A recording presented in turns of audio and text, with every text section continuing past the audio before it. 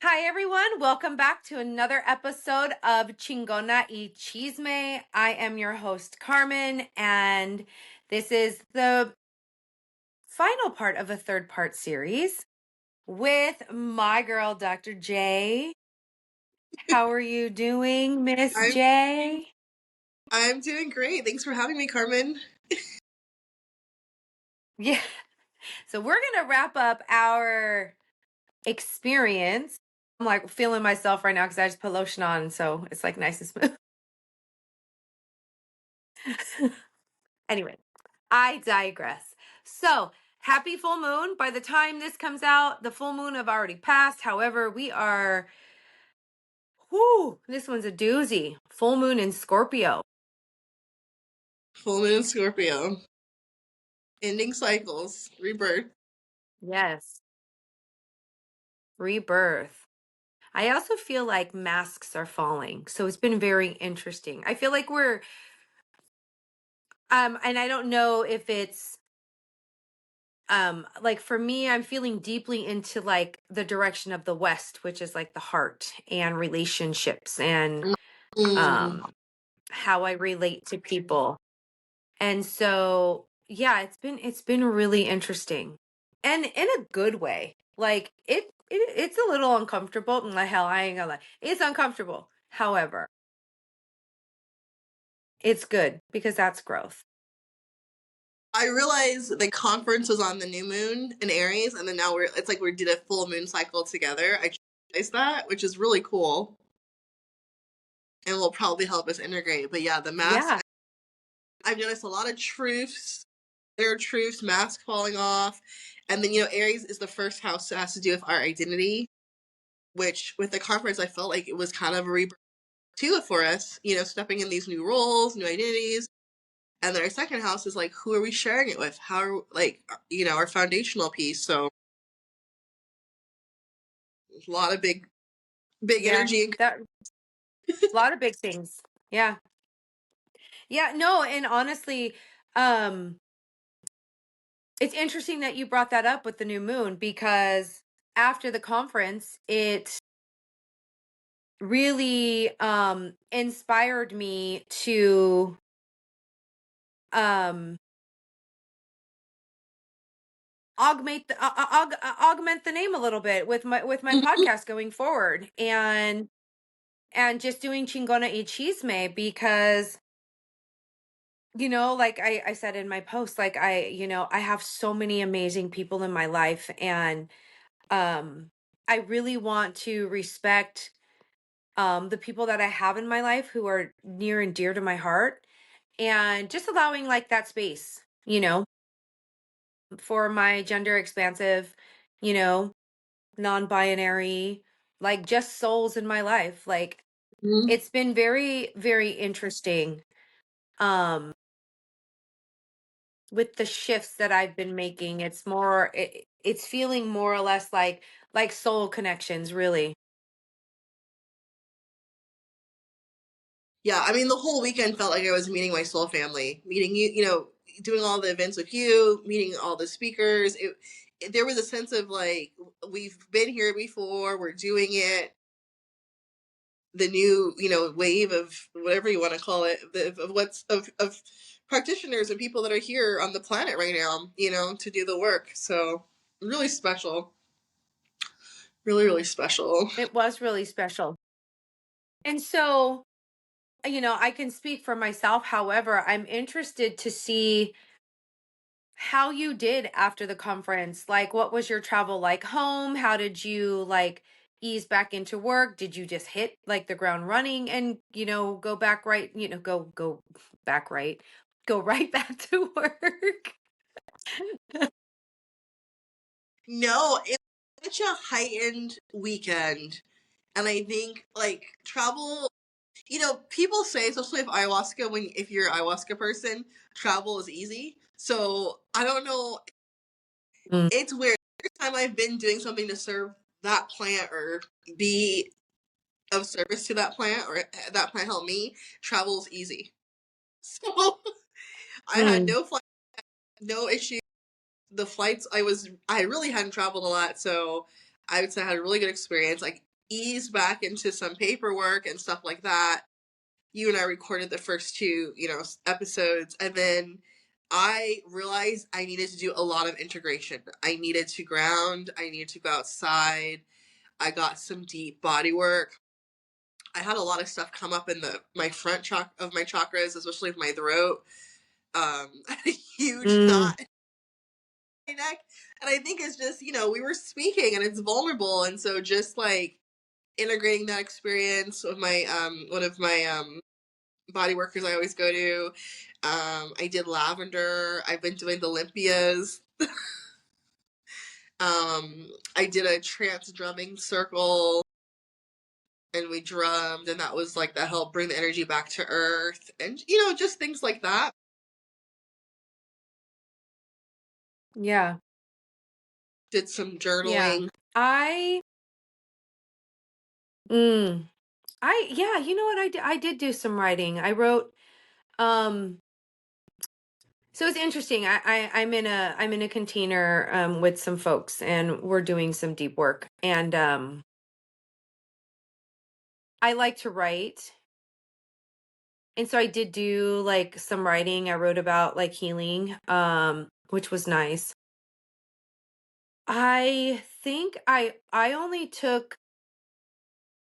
maybe I can't remember honestly. I can't remember if I took 1 or 2 days off after. I mean, and it was just a long weekend for me. Um, like I said before, like, and so, I realized that like I probably should have taken the whole week off, Yeah. but I didn't. And then I had some really big shifts, similar to you, like, reflecting on my experience as a presenter, and following up with like my co-presenter, um, and actually the following weekend, um, I was finishing up a course that I'm in, and I had to do in person, and it was back in the Bay Area. Oh wow. Um and yeah, and but by Thursday I was exhausted. Like my body was like, sit your ass down. Like lay down. Don't get up, lay down. Um and I think with like the big stuff that came up, like I was almost purging, and it's all Yeah. been this right here. And so I'm like, okay, I'm purging, I'm getting stuff out, like good. Like let's go. And I did. I was like, I really need to listen to my body, and I pulled it together to go on the very last day because it was very important for me. I opened a circle with this container, this program that I was in. And so I really wanted to close that circle. And some of the people that were at the conference were back at in because they were in my course. And so, got to squeeze on them again and be kind of like a little bit still in that love bubble, which was really, really nice. And I Oh, still that's feel like I'm still integrating. Yeah.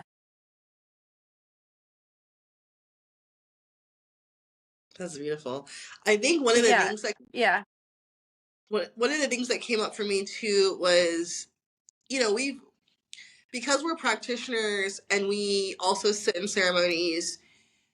um Three like words came up just after the conference, what I want to bring in or what's been kind of bubbling up in wellness spaces as a whole, not just in the psychedelic space. And I wanted to just get your perspective on it. The first one was like just Mhm. decolonize, just the amount of decolonization work that we've been doing, Mhm. and just realize, just whatever you want to call it, unplugging from the matrix, or reconnecting with ancestors, but just all of it, just the awareness that we're colonized to. I don't think I thought of myself, I know it sounds silly, but I didn't think of myself as colonized or occupied. But there's been some awakenings with that, and just how I move through the world, and especially in wellness spaces and healing spaces. The second thing that came up was about um, like touch. And I wanted to see if we could talk about that, Yeah. whether it be in yoga, whether it be in the psychedelic world, or just, different places people might find themselves, especially when it comes to like how we're presenting ourselves and what can what can come up. And Are then we so talking about lingering hugs? lingering hugs. Also, I've had a lot of experiences, and maybe you've had this experience too, being a curly hair girly, where is it appreciation or is it colonization? Is it With appreciation people with, touching my hair? yeah, and just the uninvited? I feel like that's something we didn't get to in the Sex and Psychedelics panel. It's something I wrote about in my abstract, and it's something that I feel like even as a curvy person and then a female presenting body comes up a lot in wellness spaces, because it's not just the hugs. Because like a hug, you can kind of, I feel like most of us have the wherewithal to either refuse a hug or not. Like, I think we've done enough work to be okay to navigate that.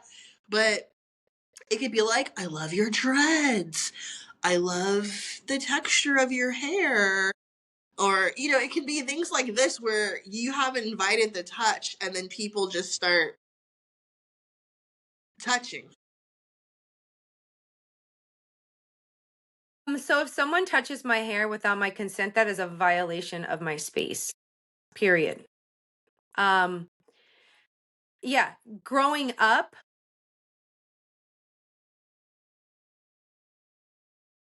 honestly, like and it has always so I've talked about this actually in another podcast called Grenuda. And Mm, because I have always had this crazy hair, it does like whatever it wants. You see me playing with it all the time. And like I also grew up with a mom who has bone straight hair. And then she's got this nappy curly haired kid, and she, really didn't know what to do with it. mm, And also, my hair was like curly, half straight, yeah, like almost all my life. It was the weirdest thing. Like I was like OG mullet, okay? I'm not gonna even lie. I had like the OG mullet. Um and and and like I mean, I think I even have a picture of me where my mom like tried to cut bangs, and like I think she did it while it was wet, so it was longer, and then it shrunk up, so then I have like bangs that are up here and like my school pictures, right? Like it was always like a whole mess. However, yes, growing up, I have been asked if my hair is real, if I have extensions, if it's a wig. Can I touch it? People have actually just come in and touch my hair, yeah, and I don't like it.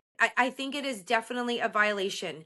And it's interesting you brought this up because I yes, in wellness spaces and also in spaces, I think that it comes from, and this is my perspective, I feel that the people who do that, it comes from a place of not knowing boundaries, one, and yeah, two, entitlement.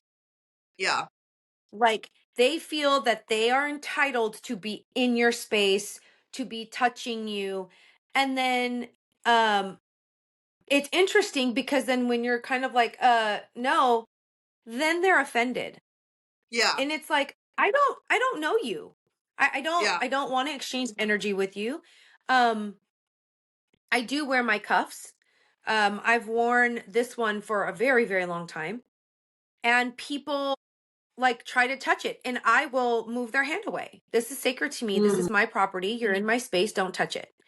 Um, and actually, I just had an experience where we were in a space. I was in a space of, and I'm gonna be completely shady, so I'm saying it. I was in like a love and light space, mm, and we were asked to all get in a circle. And I was very much, and this is again like with people not like maybe reading body language or being even aware. I was Mm-hmm. very closed off. I was standing next to my friend. This hand was actually on my other hand, and I was holding their hand. I was kind of leaning on them. And this person came up and put their arm around me, Oh, not yeah. asking consent, not Right. asking consent because it's the assumption that we can all be touchy-feely because we're in this love and light space. Yeah. And no, it was a violation, and I asked them to remove their arm. They got offended. I don't care. One, you're putting your arm around me, so you're touching my hair, you're touching my body, and yet we were consensual touch was something that we discussed at nauseum. So for the fact that we went through this whole container that was well over a year,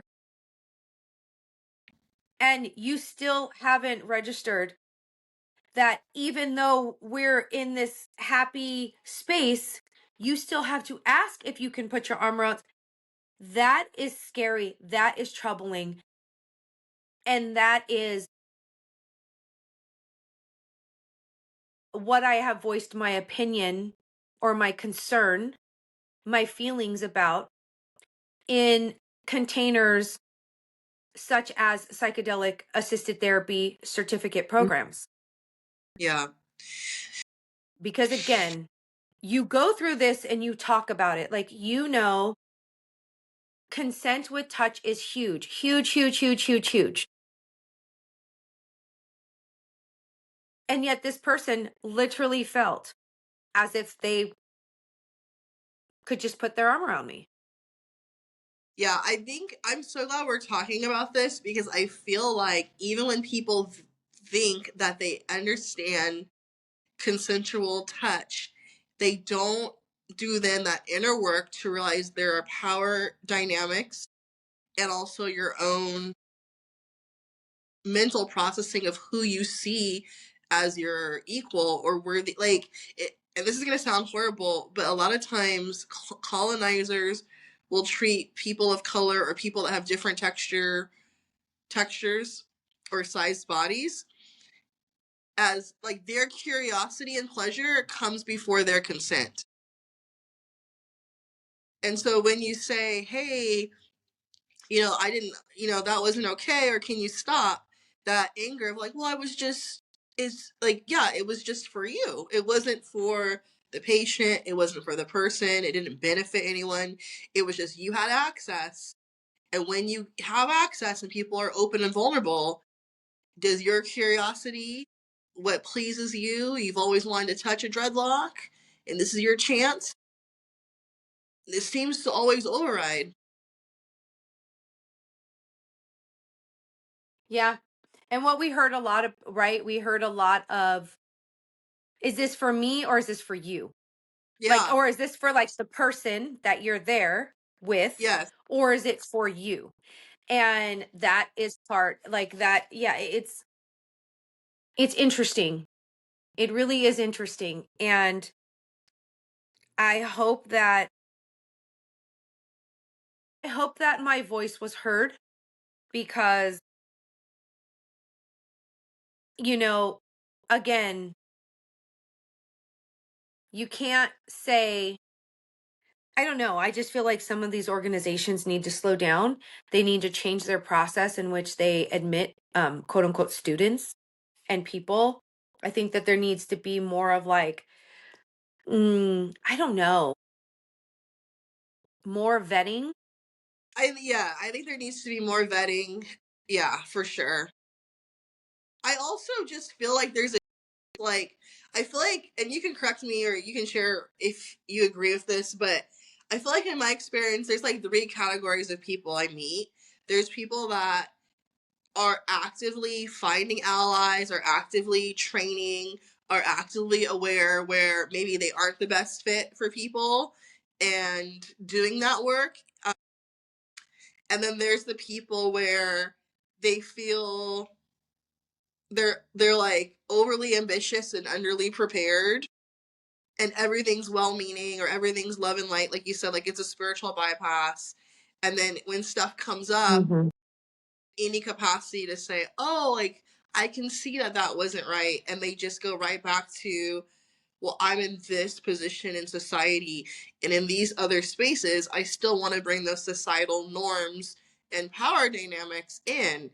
And a lot of psychedelic and wellness spaces, those power dynamics are either amplified depending on who's leading, or hopefully they're neutralized. And when you haven't, if you don't have any friends of different races or cultures or body abilities or language abilities, you're not going to know how to act when that comes up. So even for selfish reasons, you should be throwing yourself into other experiences, I think, if you really want to be a practitioner that can hold space, you know?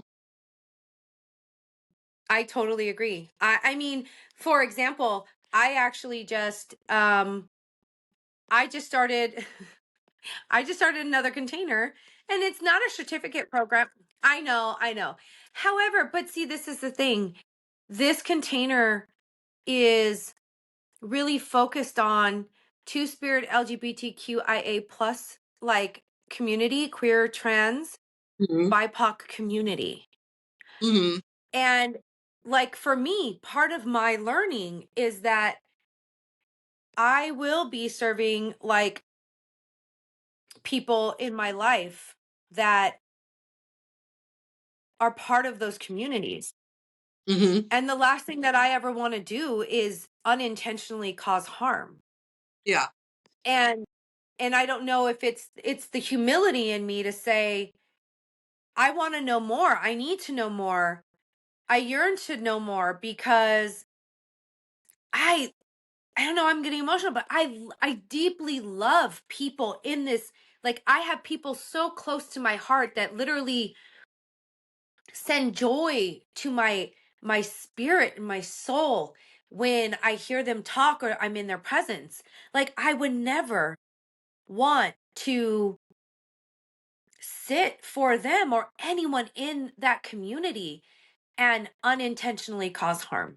Yeah. And I think that that is like pa- part at like yeah, even neurodivergent, right? My neuro spicy folks, right?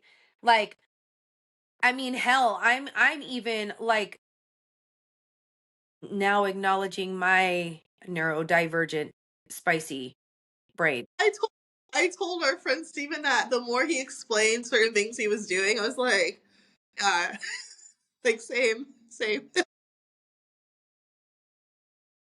And that's the thing, right? And even after his presentation, you and I both looked at each other and we're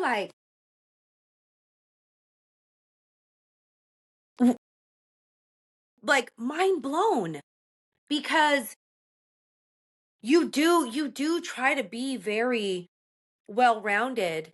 And like you said, I think that's part of it. And I think that a lot of people, and not everybody, and I don't want to generalize. However, I feel that people sometime in this space, and ugh, I hate saying it, but have this transformative experience. And then it's almost like, and this might irritate some people, I don't care.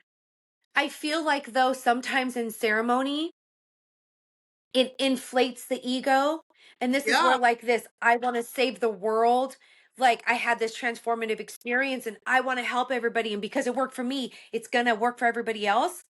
yeah, That comes into play. And there's no pumping the brakes to say, is this truly for me or is it for them? And, yeah. I also talked about too, like I wrote the Substack on the first ceremony is listening.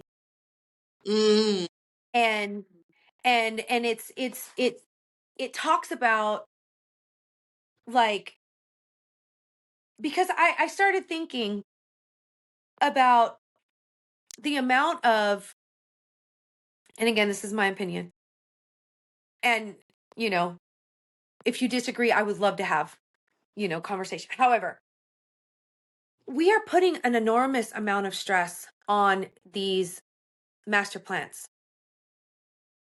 And it's like it's almost like we're putting this going to save the world saviorism on them.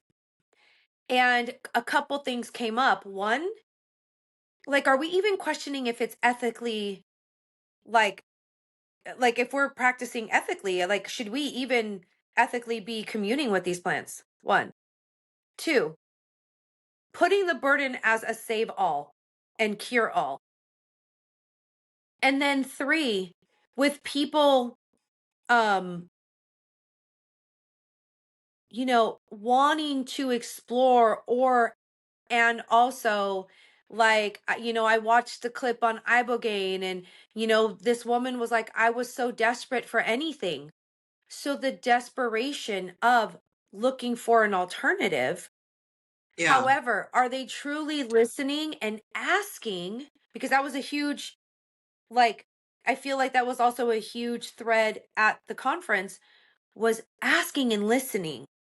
And so, like, I feel like I have not sat with grandmother yet. However, have I started a relationship with the spirit of her? Yes, I've been talking to her. I've been asking, and like when I get when I get like a confirmation of like it's your time, then it will be my time, but I'm still communing with the spirit of her.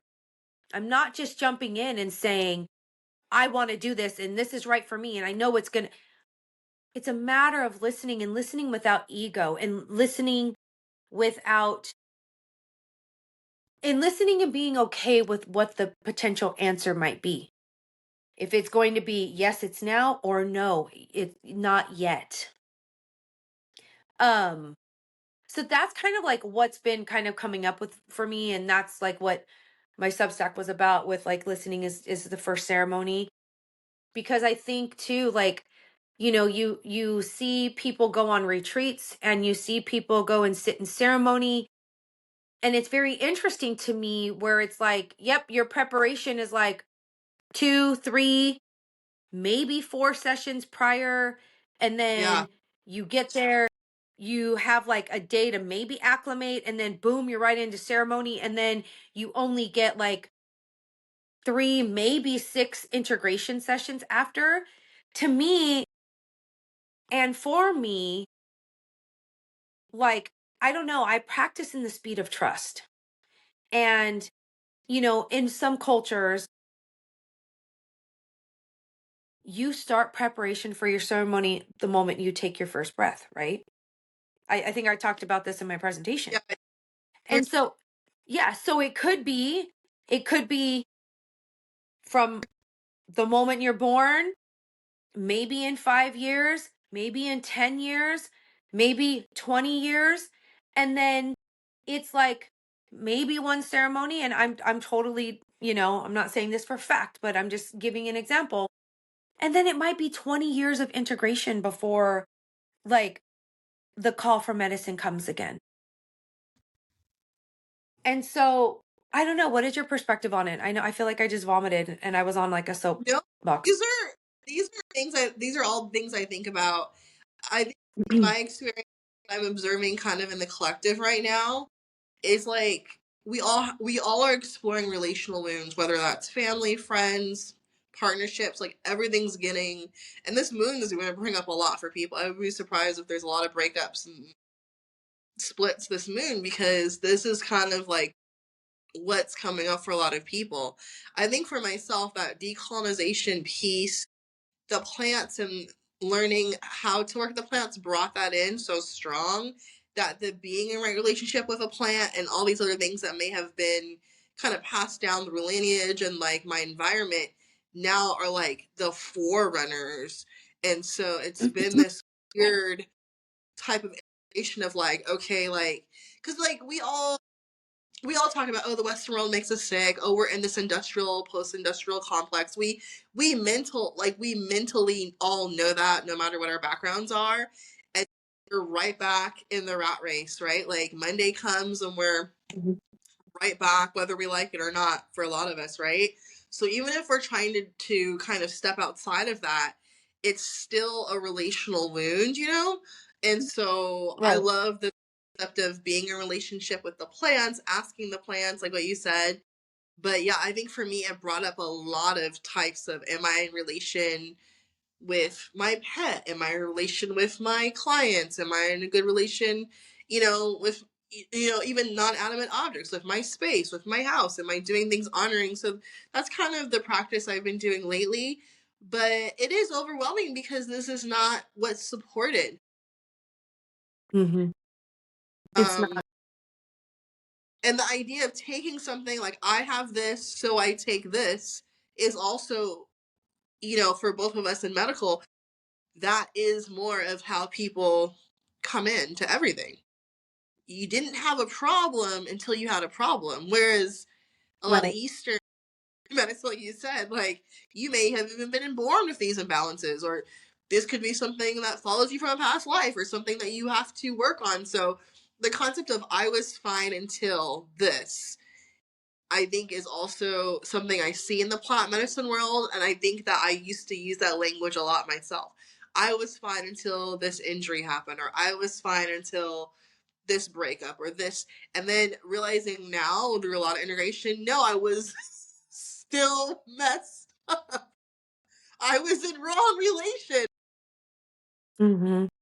you know? Yeah, it's interesting that one of the key, like what I was hearing was the right relationship, right? The right relationship with, and that I think a lot goes along with like spiritual hygiene and how you carry yourself Mm-hmm. and what, how you are, um, and being aware and not like pushing things away. Like for me, you like my mom, my mom, when I was telling her like I'm just like super run down and I'm like kind of just nasally, but and like my mind, I'm like, I'm purging. I'm Yeah. purging the energies. I'm purging like any stagnation in like my throat chakra. Is it coming out like growth? Yes. However, I was looking at, you know, and then my mom is like, well, you can only burn the candle on both ends for so long, right? So me being a smartass, I'm like, well, it's a good thing that I have a 5 wick candle, right? I do though. you know? So it's like, because yes, I do. I do keep busy. I do a lot of things. And also though, this is the way I've been since the moment I was born. I was not a sleeper when I was a baby. I was always moving around. And right now, I'm really in this season of being a student and being a very humble student. Mm-hmm. And it's funny that you talked about decolonizing healthcare because um, I recently got accepted to the Mujeres de Hase like leadership cohort. I know. Thank you. And so we were talking about it and we're really like, they were I'm going to say pushing, but they were encouraging me to go deeper to really find what my message is. And then it just came out. Come hell or high water, I'm going to decolonize healthcare. Like as a nurse practitioner, I'm going to have the autonomy to do that. Yeah. And then they were like, that's it. That's it. That's it. And I was like, okay. And I actually just I changed I actually put that on my Instagram, like decolonizing healthcare. And I think that's part of also like this mission or this path in life, right? Like you and I and other healthcare workers, we're in this position to where we can start to change the structure of how we care, how healthcare is provided. Mm-hmm. Am I totally like wiping my hands with Western care? No, I'm not. It's about finding a happy medium between the two and also creating space for people like you and I who would prefer to use herbs or plant medicine before a pharmaceutical. See how it works. And then also looking at our spiritual hygiene, looking at our relations, looking at our sleep patterns, looking at how we're feeding our mind, and really looking at the whole body and the whole person to help treat. Because, for many people, they've read A Body Keeps the Score, right? Mm-hmm. And holding the tension and the traumas in certain places in our body and working that and seeing if it works. I mean, obviously, if you're like hemorrhaging or like, yes, there's like emergent things, but for the most part, a lot of stuff can be handled with herbs or even other modalities, body work, pressure point release, like all kinds of different things. Trigger points, yeah. Are you familiar with Christine Northrup? She's an OBGYN and she's like a Hay House author. I used Mm-mm. to listen to her on Hay House Radio, and so they had a lot of different like practitioners, and so she was kind of like more traditional when she started, and by time I think she's still on the air, so now she just does like affirmations and energy healing. But she said something really interesting, and I loved it, and I take it into anytime because I've put myself into danger at times where I've needed medical interventions because I was just stubborn and I was like, no, give me the herb, and it's like, honey, you might need some, you might need something a little stronger, and so I've had to find that balance with myself, and I feel like it's more integrated now, just even just through my learning and just life experiences. Um, and getting older too. Like sometimes your body, like when you're younger, your cells are different. When you're older, you Yeah. might. But and there's no fault in that, right?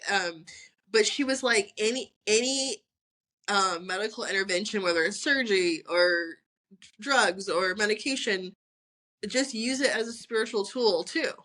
Like it's not a failure. Mm, mm. That's something with all the biohacking. I used to be really extreme. Like I was vegetarian, I was running 6 miles a day. Like I kind of have put myself, I've been Yeah. a much, even though people might meet me and feel like I'm really intense and like maybe on the edge, I used to be even more so, especially when I was in chiropractic school. Because we're just kind of like that as chiropractors. But there was something that came up where I feel like I was doing all the things, but it wasn't loving towards my body. I was doing all this stuff, but Mm, it wasn't really, I wasn't really listening. So I was doing all the non-traditional stuff, but with a traditional mindset. And so that's when like the decolonization, whether, really came in. It's like, why am I pushing my body so hard? Am I taking them so I can be a superhuman, so I can compete, so I can look strong, or am I actually wanting to feel better? Am I actually wanting to enjoy my life? And I think there's a fine line, and now that everything is like mainstream biohacking, we see that where it's a status symbol, or like it's even turned into, I think, a little what's that movie, Gattaca? It's a little bit elite. mm. It's like badges of honor. Yeah, it's like badges of Yeah. honor. That's a slippery slope. So part of me is really thankful that I kind of went through that as my brain was developing and as I had support, because one of the things about doing programs too, which is I think maybe I don't know, like you're called to a lot of programs, but one of the things is you not only learn and grow, but you're with other people that you're learning from and you're being supported in the energy. And I think for me, chiropractic school was like you're growing academically, but you're also growing together and you're trying things out in the Mhm. conference. Like that's priceless. Just like at the conference. Yeah, the lectures were great, but all the side conversations, all the people, all that medicine is priceless too. Like your community is priceless. And I think there was a quote I saw about like if you're in a jungle or in the forest, or like if you're in nature and you eat something poisonous, the cure is always right next to it. Yeah, so usually, like, let's say you eat something poisonous, usually the plant, so like the plant that cures you will be next to it. So let's say you get poison ivy, I think the plant, I forget what it is usually like they say within 3 feet around. I've taken that with with my environment. If I'm in a toxic situation or a situation like a colonizing or triggering situation, I realize my medicine's probably in that group right there. My help is right there, or what I need to learn, right? I love that, JC. And you can take that one, yeah. So if you see my ass looking around real quick, you know I'm looking for the cure. if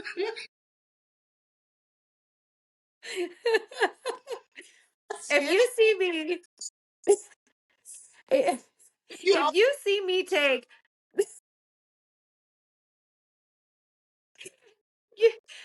if you see me take 3 steps like to the side, you're gonna it's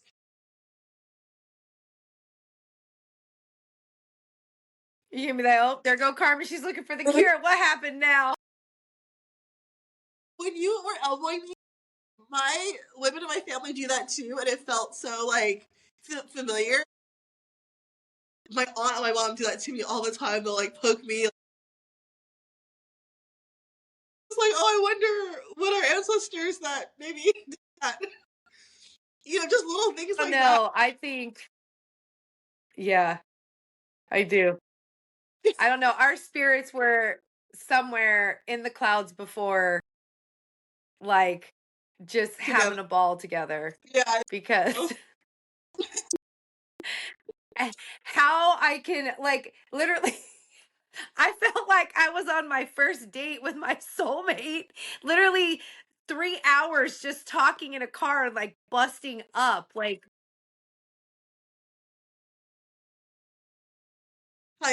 highlight. that. Yes, there were several highlights, but Inside jokes that we already had. You were making me crack I up, especially you were in line for food. One thing I was like, I couldn't even look at you. I was just like, don't make me laugh so hard right now. oh man. Good times, like good times, good times, good times. Yeah. No, and yeah, and like yeah, it's and I think that's one of the things that is one I appreciate because it still felt like a lot of people, but intimate at the same time, you know? But I did like I loved walking up to the Brava Theater, in San Francisco and like just seeing people outside and just having conversations and then walking in and them having conversations and then going into a room and like everyone totally focused on like the presenter and it was just it was you know like I said in my other like that was my third conference with them um and all of them were special, however this one felt deeply special and Hmm. you know um I can't wait for next year. We don't have to wait a whole 12 months because it's a month earlier. So we only have to wait 11 There, months. there you go. Um, yeah. And I've kind of like, I think I've started I think I was brainstorming before the conference was even over, like abstracts. Um, and so, it's gonna be good. It's gonna be good. And I just I can't wait. And who knows? I'll probably still be integrating as I'm walking into the next one, And it's not scary. you know. Well, I think that's Mm-mm. what's the work we're doing and the trainings and everything. It's like it's not scary. It's just part of. It's a piece we've brought in. It's like adding more to our life than being like, oh no, I gotta integrate. It's fun. It is fun. It really is fun. And it's fun to explore. It's fun to like reach out. It's fun to, you know, it just really is. And it's a really good time. Like I was talking to a dear friend of mine and she's in Colorado and I'm like, I don't care what you have to do. Like, and and next year I'm staying. Like I'm staying in the city. I'm going to stay in the city. I don't live far. However, I have to stay in the city. Like I might not stay like the whole time, but I'll stay maybe 1 or 2 nights. But I guess technically I did stay one night in the city. I just was out dancing all night, Yeah. I'm gonna grab my charger. you know? My Yeah. phone's gonna hold on. Grab my charger.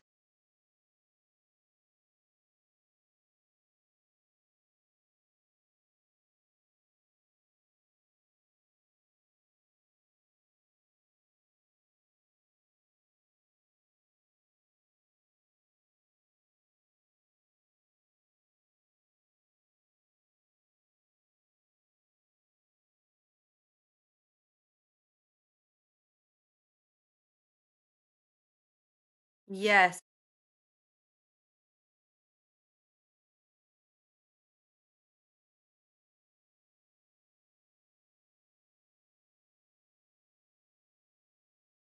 I've never gone to summer camp, so I wouldn't know.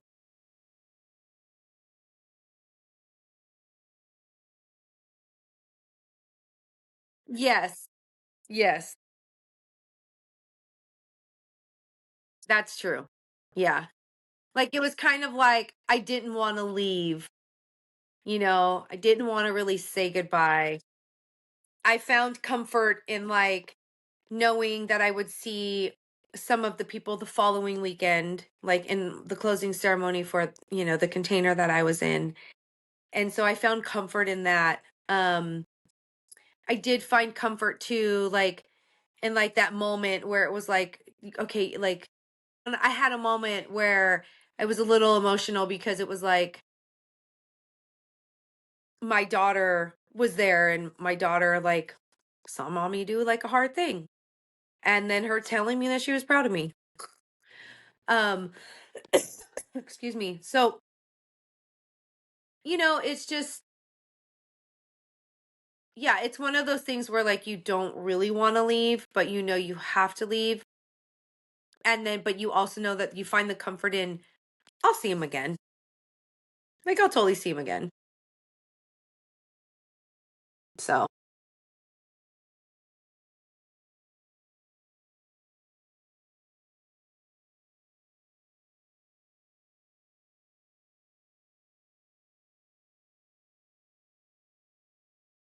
I think it'll be that way, right?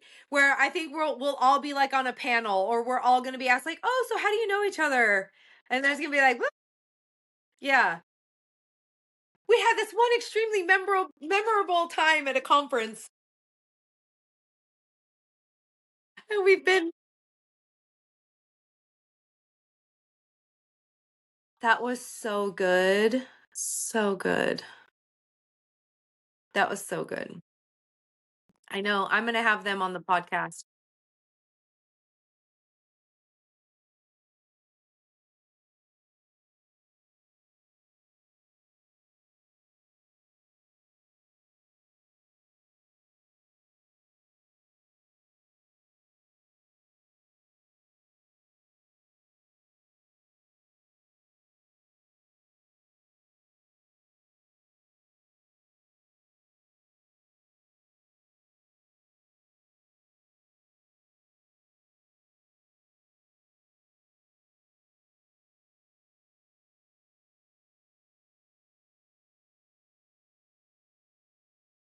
Mhm.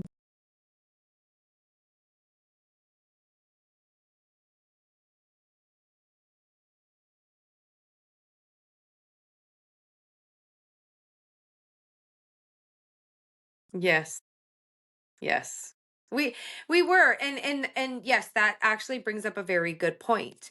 Like throughout some of these containers I've been in, we've done breath work and we've done holotropic breath work. Um, you know, uh I can speak for myself. Like I had a deeply healing um experience just through meditation. Like meditation alone.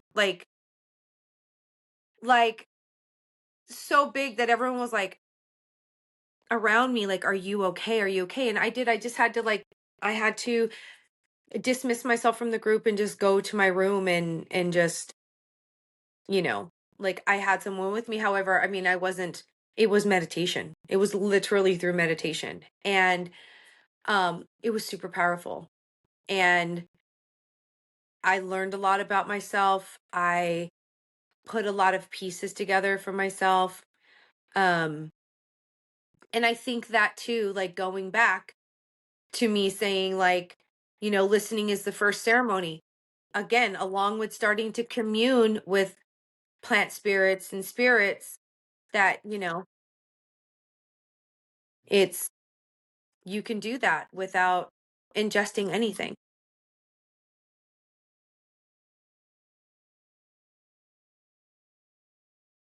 Well, my friend, so until we meet again, would you like to tell everybody how to find you?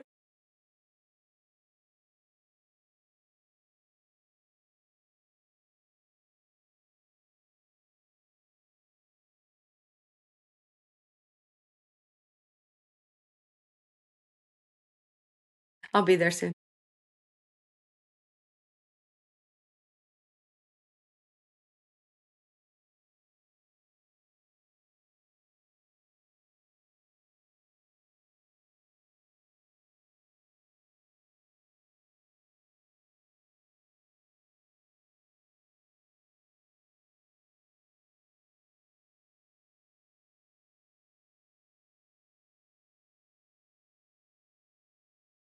So much more to come on this. Yes. Super thankful as well. So much more. Thelma and Louise. Of course, of course. And if it seems like we're doing this abruptly, yes, because Dr. J's phone is about to die. I don't know, it's like heating up. So, but this is real life. This is what happens.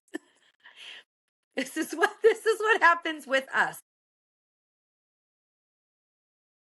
So, thank you everyone for joining us. Yeah. Thank you for joining us on another episode of Chingona y Chisme. And you can find me on Instagram at cultivated_consciousness or Chingona y Chisme on Instagram. You can also find me on Substack. It's Rooted in Reverence. And until next time, we'll see you soon. Bye, Dr. J.